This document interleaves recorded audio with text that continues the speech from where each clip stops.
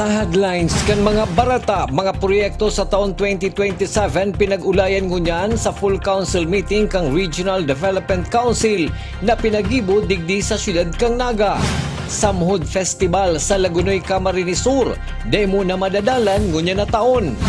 Sospek sa panghabon sa sarong-harong sa Kamaligan, Camarines Sur na nakwalan sa CCTV camera, arestado. Duang parhabon man subot sa Dayangdang siyudad kang Naga na nakuanan man sa CCTV camera, nakadulag. Prisaa Regional Games 2026 maarangkada na sa Camarines Norte.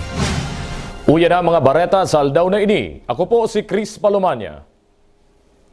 Mga proyektong i-implementar sa taong 2027, pinag-urulayan sa full council meeting kang Regional Development Council na pinaggibo digdi sa siyudad ning Naga. Ang detalyes sa report ni Melvin Machado. Digdi sa siyudad kang Naga pinagibang full council meeting kang Regional Development Council na pinanginotan ni Albay Governor Noel Rosal bilang chairman. Kabalit sa pinag-urulayan isu mga proyekto ka mga mayors, governors sa sinmaging ka mga congressman na dapat aprobaran kang Regional Development Investment Plan. Ini ang primerong full council meeting kang RDC ngunya na taon. Right now is very important because this is the very first meeting for 2026. Digdi po ma-update kita kang RDIP, aproban mismo kang full council, iapunta yan ng Regional Development Investment Plan. Yun yan ang pinakaplano bago aprobahan dapat nasa RDIP. Although kato pa man, pero ngayon mas maigpit. Di pwede aprobahan kung wala sa RDIP. Dapat nasa Regional Development Investment. Maski yan programa kisarong governor, sarong mayor, congressman, pag dayan, di pwede mapunduhan. Yan ang instruction to. Kabali man sa i-endorso sa full council meeting, iyo ang mga proyektong airport sa mga probinsya kang Catanduanes, Masbate, Camarines Norte, asin ang airport digdi sa siyudad kang Naga. May mga project kita, mga flagship program na i-endorse tang yan. Lalo na digdi sa Camarines Sur, nakulong kitang i-endorse digdi. And of course, mga airports, sa mga programang additional program para sa airports kang Masbate, Catanduanes, Cam Norte, and siyempre ang Naga. Siyempre talagang dapat lang dikit-dikit, dapat i-fast track ka na ang pag-construct ang airport digdi. Very crucial in tabi. Para sa GNN TV48 Naga, Melvin Machado, Newsway. Mientras tanto, hahagadan man in update sa RDC Full Council Meeting ang nasa likod kang Toll 5 Project. Ini ang tinampo na masumpay sa Lucena asin Camarines Sur. Importante subuot ang nasabing tinampo pasiring sa Camarines Sur. Mayo man subuot problema sa tinampo pasiring Albay, hali sa Camarines Sur, huli taigwaman kan GMA Highway. Yung Toll 5 na yan yung pinatawag nating connection na may toll na to. It's a PPP actually. Nasa toll 4 na, 10% na baga. Ang gusto natin, inimbita natin sila, mamaya nandito sila, para i-brief tayo. Ano na ba yung situation ng toll 5? Ang toll 5 kasi is very important. From Lucena to Camarines Sur. Sa Camarines Sur naman to Legazpi, marami na tayo. Meron tayong GMA Highway, marami na tayo dyan. Hindi na kailangan. Marami na tayong choices niya. Ang importante, the connection now from Lucena to Camarines Sur. Papasok ng San Fernando. Sa kasumpay na bareta, kinumpirmar pa ni Albay Governor asin RDC Chairman Noel Rosal na hahaputuninda ang Department of Transportation kung taano tanawara ang priority na proyekto para sa Philippine National Railways. Tubod si Governor Rosal na importante ang tren, hulit tasaro ini sa pinakabaratong paagi ning transportasyon. Sa PNR, ito ngayon ang pag-endorse natin, medyo nawala sa plano. Nawala sa priority, I mean. So tatanungin natin ang DOTR, where are we now? Sa palagay namin, very important na ang PNR. Yun pa rin ang pinaka-cheapest means of transportation, especially not only of people but also our products. Mas mura ang pagdaan sa train, no? Saan mang nasyon ang pinakamura, lalo na sa Europe and even in America, yan ang ginagamit. Sa ibang bareta, Kinumpirmar mismo ni Vice Mayor Tomas Bongalonta Jr. kang pili Camarines Sur na suspindido siya sa laog ning 6 na bulan asin sarong aldaw huli sa kasong administratibo na isinaangat sa saiya kan dating municipal accountant kan sa indang Banwaan. Pinag-aasikaso naman subuot kan sa iyang abogado ang nasabing kaso. Huli ka ini, temporaryong maasumir bilang acting Vice Mayor kang pili Camarines Sur si top-notcher Municipal Councilor ni Chita Malate. Tungkol din naman sa itong 6 months salary ko, dapat pala nakadeposito naman sa ombudsman. Dahil man pala na i-deposito naman, kundi pigdi mo lang na trust funding din sa munisipyo. So simply sa naman niya. Itong suspension ko ito, complaint na ito. Na-serve na ito. So ngayon, yun ang gigimo ka sa kanyang abogado. Sa iba pang bareta, pinag-cancel muna kang lokal na gobyerno kang Lagunoy, Camarines Sur sa pamamayo ni Mayor Diego Pilapil ang Samhod Festival na pinagsisilebrar sa huring simana kang Abril hasta primerong simana kang Hunyo. Sa anunsyo ni Mayor Pilapil, parte ini kang pagsunod kang lokal na gobyerno kang Lagunoy, Camarines Sur sa direktiba kang Malacañang na magtipid ngunyan na nag-aatubang sa krisis ang nasyon. Dagos man ang aktibidad kang simbahan, kasumpay kang kapistahan kan sa indang parokya. Sa samuyang pagbabalik, Barangay Abella nakatipid sa konsumo sa kuryente, huli kang solar street lights. Iyan asin iba pang nangingenot na mga bareta digdilang sa GNN TV48 Naga News Break. The digital age is here. They warn us of a cold, efficient world where the human touch is lost to automation. But we refuse to accept that choice. At Naga College Foundation, we believe the best future is one led by heart. We equip you with the skills you need to thrive. From our dynamic programs in finance and business, to the hands-on fields of IT and engineering, through our vital health sciences, our justice programs in criminology, and the crucial roles of education in the arts, we cover the entire spectrum of tomorrow's workforce. Here, you don't just become future ready, you become a worker with empathy, a leader who understands that technology must serve humanity. Choose the college that prepares you not just for the job, but for the world. The future is here at NCF. Enroll at Naga College Foundation. Let us build a brighter, kinder tomorrow.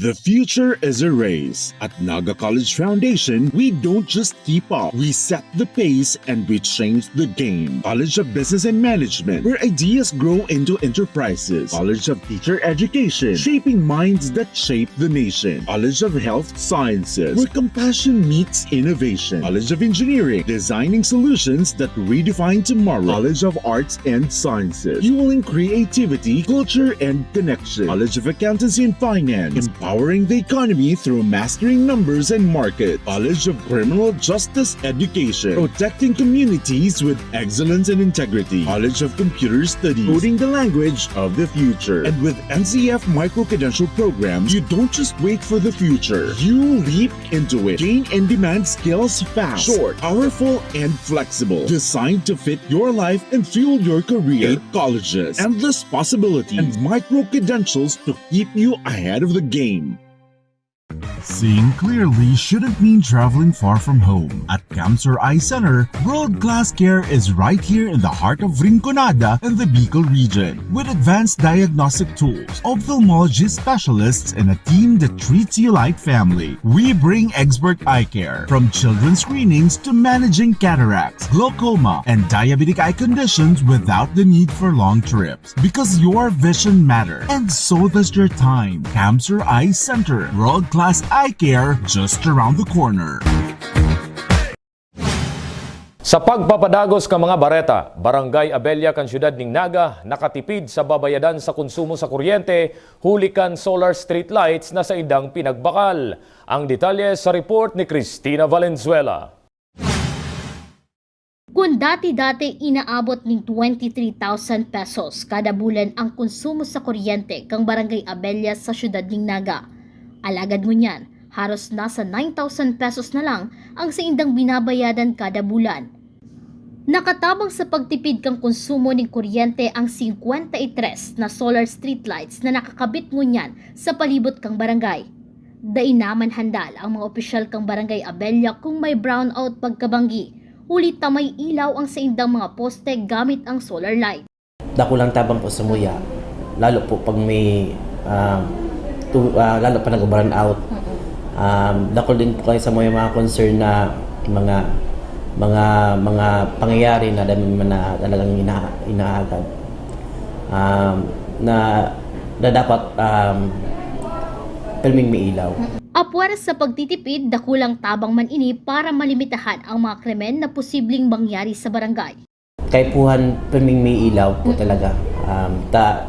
Base po sa report digi sa muya, base digi sa mga concerned kang tao.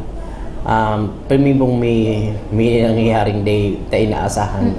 Sigun kipunong Barangay June Malana, plano pang magdagdag ng 20 na units ng solar lights ngayong na taon ang barangay. Ikakabit ini sa mga matawong lugar asin mga eskinitang madiklom.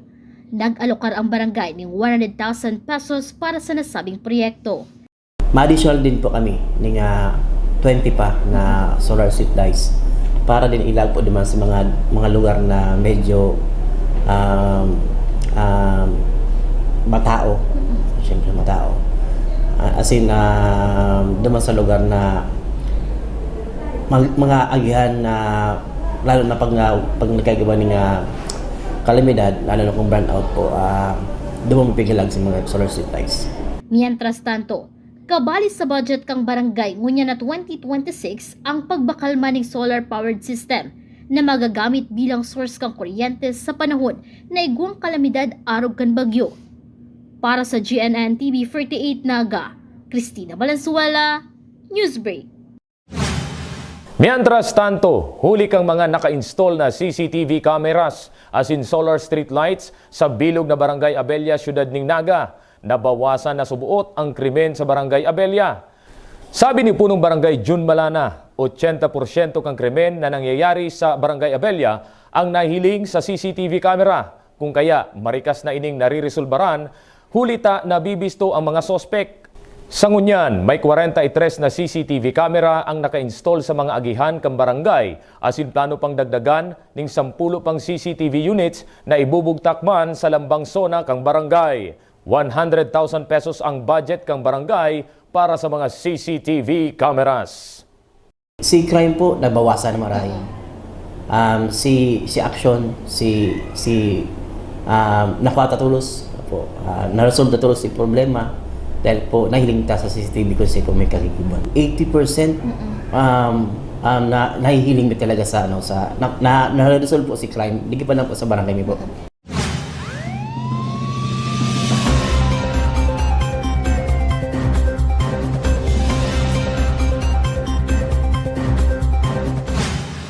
Sa police report, sospek na naglaog asin naghabon sa sarong-harong sa Banwaan ng Kamaligan, Camarines Sur. Arestado kang Kamaligan Municipal Police Station sa paagi ng hot pursuit operation.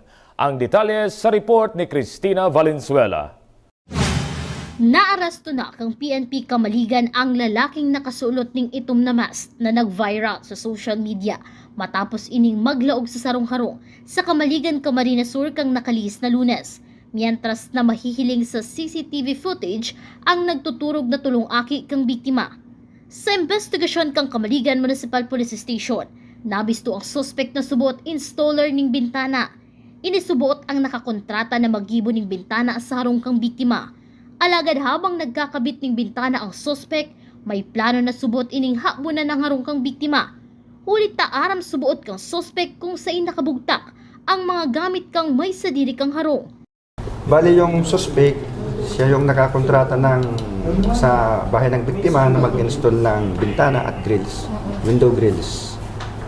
And then, yun, habang nag-install sa bintana, sinamantala niya nung gabi na pagnakawan yung bahay ng biktima. May mga previous days na rin po. Yung pag-stay niya sa bahay. Kaya alam niya yung pasikot-sikot ng bahay, kung saan niya kukunin, kung saan nakalagay yung mga gamit ng biktima. Sa paagi kang hot pursuit operation, nadakop kasuod mang alas 9:25 ning aga ang suspect sa barangay Marupit sa nasabing Banwaan. Ito po, naaresto natin sa pag-investigate, follow-up investigation and coordination sa biktima, and then sa CCTV footage review, namukha niya yung biktima ay yung suspect, nakilala niya sa build-up ng katawan, sa body language, sa galaw-galaw ng biktima na parang kilala ko to. And then yun na nga, i-storm namin yung yan siya, kilala siya yun ng biktima. And then nagkandak kami ng hot pursuit at agad naman na-aresto ang suspect. Na-recover man kang PNP ang duwang bag na hinabon kang suspect sa likod kang harong kaini. Alagad ang wallet na may laog na kwarta asin sapatos ang day naman na ibalik sa biktima. Sa ngunyan, nakakustodiya na sa Kamaligan MPS ang suspect na nahahampang sa reklamong robbery. Para sa GNN TV 48 Naga, Cristina Valenzuela, Newsbreak. Mientras tanto, duwang sospek sa paghahabon subuot ning folding table as in folding chair sa barangay Dayangdang, Siyudad ning Naga, nakuanan ning CCTV footage. Alagad, nakadulag. Ang detalye sa report ni Melvin Machado. Ini ang CCTV footage kan duwang persona na subot inbuelto sa panghahabonin folding table as in folding chair sa parte kang barangay Dayangdang, Siyudad kang Naga kang nakalis na aldaw. Susugki po ng barangay Julio Sanchez, sinitar subot ka mga barangay tanod ang mga sospek kung kaya iwinalat si mga hinabon sa tao kang tinampo kung kaya iginilid mo na kan mga barangay tanod. Lunad kang patrol vehicle ang mga barangay tanod para lamagon ang mga sospek alagad marikas na nakadulag ang mga ini kan masabat ang mga tanod. Dahil subot bistado ang duwang sospek asin kung mga taga-sain ini. Ning folding table saka folding chair along main line kang barangay Dayangdang. Kaya lang kang pag-apprehend na kang tanod nakadulag. Sa binayaan kaya sila mesa sa tao ning tinampo. Kaya nakarayo sila atong makakuha na katong lamesa sa katukawan nila magkantanod. Padagos pang pinaghahanap ang duwang sospek. Para sa GNN TV 48 Naga, Melvin Machado, Newsweek. Sa iba pang police report, 3 persona na anas mga taga-syudad ning Taguig ang arestado sa pinagkondusir na drug buy-bust operation sa Zone 6, Barangay San Antonio, Poblasyon Nabua, Camarines Sur, kan suugmang hapon. Kung sain, nakakumpiskar ning 100 grams ning subuot shabu na nagkakantidad ning 680,000 pesos asin sarong caliber 45 pistol.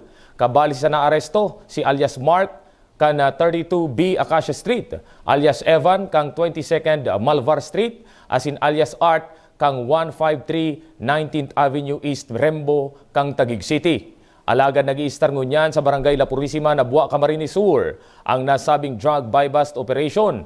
Ang pinanginotan kang Regional Police Drug Enforcement Unit, katuwang ang Station Drug Enforcement Unit kang Nabua PNP. Sa ibang bareta, kansuugma nagpuon na mag-arabutan sa Daet Camarines Norte ang mga delegates halikman sa manlain-lain na private school para sa Regional Prisaa 2026. Bago punan ang kawat sa aga, nagkaigwaman ni Solidarity Meeting kasubago kung sain nagtiripon ang mga sports coaches asin tournament managers para pag-urulayan ang mga guidelines, venues asin schedules ka mga sport events. Sa aga pupunan ang mga kawat na matatapos sa PETSA 21 kang presenteng bulan. Seguridad kang mga mapartisipar sa Regional Prisaa 2026, siniguro kang host province na Camarines Norte. Ang detalye sa report ni Juan Carlos Aguirre. Preparado na ang Incident Management Team kan Daet Camarines Norte para sa gigibuhon na parada asin mga kawat kan Regional Private Schools Athletic Association Games 2026 nagigibuhon sa probinsya. Kasuod ma isinapinalnakan IMT sa pamamayo kan Camarines Norte Police Provincial Office ang mga kinakaipuhan na preparasyon kaibanan ang Daet MPS, CHEMS, MDRRMO, Philippine Red Cross asin iba pang partner agencies. Kabali sa mga pinag-areglar, iyo ang traffic flow arrangements para sa parada, sharing man ang seguridad asin kaligtasan kan mga delegado, asin atleta kan manlain-lain na eskwelahan hali sa anum na probinsya kan Bicol Region. Makailang beses nang nag-host yung Camarines Norte para sa Regional Prisaa. Pero ngayon yung preparation natin is pangmalawakan kasi we are after on the services na ibibigay ng probinsya ng Camarines Norte. Kasi Pag nagkaroon kahit minor incident lang during the conduct ng PRISA, magkakaroon ng kumbaga iba ang epekto nun sa imahe ng probinsya. Kaya yung preparedness natin is inaayos natin para maganda yung feedback ng mga pupunta dito sa probinsya ng Camarines Norte. Ngunya na aldaw, mapuon ang aktibidad kan PRISA Games, kung saan ang probinsya kan Camarines Norte ang host province kan Regional PRISA 2026. Para sa GNN TV 48 Naga, ini si Juan Carlos Aguirre, Newsbreak. Theatrical play kan Teatro de Santa Luisa liwat madadalan sa maabot na Biyernes asin Sabado. Kung ano ini, aramon sa report ni campus correspondent Jonadel Ruby. Sa laog ng 2 bulan na preparasyon, madadala na sa maabot na March 20 to 21 ang kaabang-abang na theatrical play performance na Mortem kan Teatro de Santa Luisa. Ang director kainin si Alced Valencia, bigheras kung ano ang istorya asin mga preparasyon sa likod kan Mortem. Sigun sa iya, dakol ang dapat abangan igdi. Nagpaabot man siya ng imbitasyon sa mga paradalan. Nagsimula ang idea ng Mortem nung umattend ako ng workshop ng ating national artist na si Mr. Ricky Lee. Isang writing workshop. May binigay siya sa akin ng libro. Isa sa mga kwento doon sa libro, yung tungkol sa nang napagod si kamatayan. Ayaw na niyang maging kamatayan. Preparation namin siguro 2 months. Mula sa audition, workshop, hanggang ngayon, mga 2 months. Tapos, yun nga, workshop, audition para sa cast, at araw-araw na rehearsals. Iniibitan ko pang lahat na manood ng Mortem ngayong March 20 and 21 dito po sa USI Auditorium, 2 p.m. and 6 p.m. Ang Mortem, paniguradong mapukonin man iba-ibang emosyon sa mga paradalan. Saro sa igong dakulang role igdi si Mark Joshua Tuazon, na maganap sa karakter ni Kitaharo. Susug sa iya, challenging mansubot ang pag-acting, alagad sa tabang kanggiyang itinatao kan ibang miyembro at sin direktor, nalalagpasan niya ini. I feel about this character, very out of my character din po kasi very showy, very clingy. Kabaliktaran po ng personality. Struggle ko po yung pag-acting, kung how to deliver lines, emotions pa po. Pero through the guidance of the members and the stage managers and especially direct, unti-unti po na-overcome naman po. Sarong onra asin magayon na oportunidad man kay Bea Candelaria ang magampanan ang karakter ni Concepcion. Para sa iya bilang mga estudyante, oras ang kalaban ninda, alagad sa paagi kan pagiging desidido nindang adalan ang mga eksena sa indang matarayumpong nagagampanan ang sa indang role sa theatrical play. Ako po ang gaganap bilang Concepcion and mabigyan po ng ganitong role, especially pagiging main cast. Masaya po siya sa feeling, as in napakasaya. Kasi yung feeling na you are able to portray a very special character. Pinaka-struggle po talaga dito sa production na to, yung schedule namin. Kasi I am also a student po and very hectic yung schedule ko. So, parang limited lang yung oras namin pag-practice, parang ganun. And the way namin na pinilalagpasan yun, kapag nagpa-practice kami, talagang practice. Talagang nagsuspend kami ng time para pag-aralan yung scene na yun kasi nga very limited lang po yung time namin. Abangan asin suportahan ang obrang matatak sa puso asin isip asin mapahiling ng talentong igwaan kahubenan. Para sa GNN TV 48 Naga, Jonadel Ruby, Newsbreak. Yan ang bidang baretang nakalap kang mas pinakusog na puwersa kang GNN TV 48 Naga News and Bicol Affairs. Dahil malingaw na i-follow ang samuyang official Facebook page, GNN TV 48 Naga. Padagos kaming mahatod ding mga baretang garantisadong nangingenot asin napapanahon. I-hit ang subscribe button sa samuyang official YouTube channel, GNN TV 48 Naga. Para updated kita sa mga bareta asin istoryang bida ang Bicolano. Ako po si Chris Palomanya, asin ini ang GNN TV 48 Naga Newsbreak. Tanga ta diri ko nababay na GNN TV 48 Naga. Kalma. Lumipat lang ang GNN TV 48 Naga sa Channel 48.1. What? Direk, ang simple lang ng solusyon dyan. Kunin ang remote, pumunta sa menu Setup o Settings, at hanapin at pindutin ang scan at hintayin. Then, boom! Balik na si GNN sa Channel 48 mo. Para sa mga balitang nanguna at napapanahon, At sa mga programang suwak sa panlasa mo. tutok lang sa GNN TV 48 Naga, Bida ang Bicolano!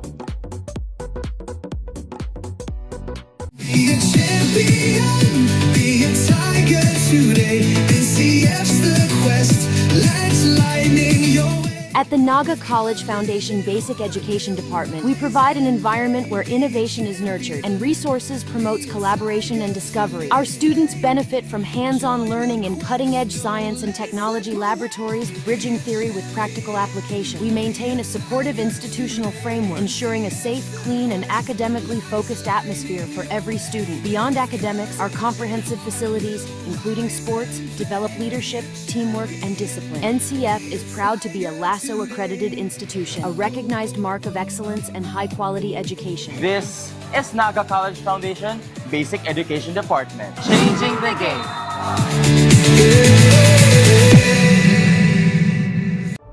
Ano nga ba ang go bag?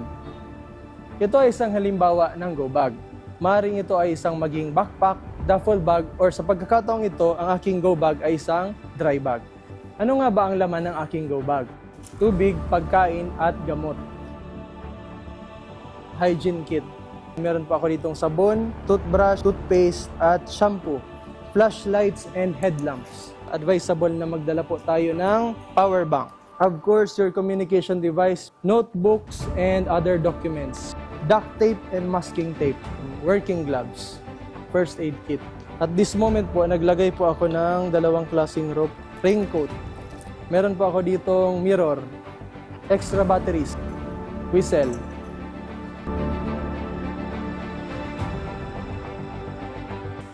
Ang layunin ng Bureau of Fire Protection ay ligtas na buhay at ari-arian. Sa muli po, ako ay si Fire Officer Juan Baquero from Bureau of Fire Protection, Naga City Fire Station, na nagpapaalala, laging maging handa para ligtas sa sakuna. At NCF, we're all about that holistic grind.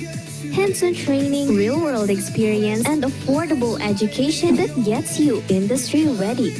Shoot to edit, dito, from concept to screenwriting. From shooting to editing to actual broadcasting, NCF was the first and the only school that has its own operational television and radio stations. No boring stuff, just real skills for the real world. Jika na ba?